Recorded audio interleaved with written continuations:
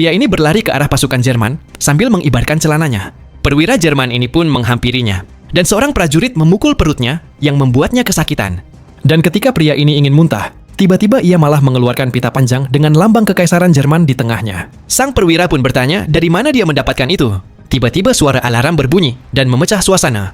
Prajurit itu pun mencari kalung arlojinya, dan ternyata kalung itu ada di kantong pria ini.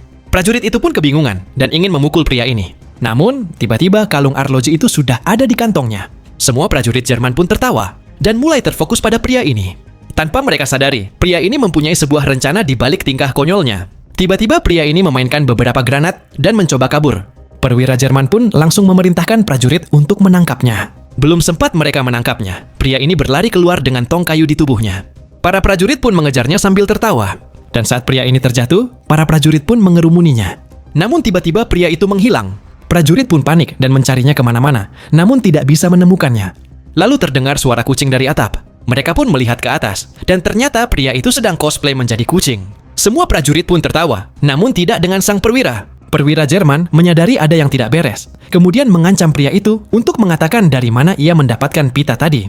Melihat nyawa Sandra terancam, pria ini malah mengejek sang perwira, kemudian menjatuhkan dirinya ke tanah. Sang perwira dan semua prajurit pun terkejut dan mendekati pria itu untuk memeriksanya.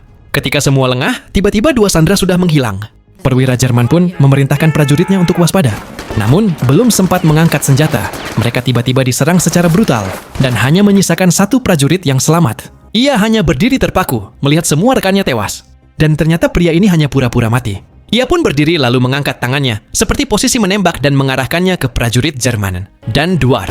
Siap!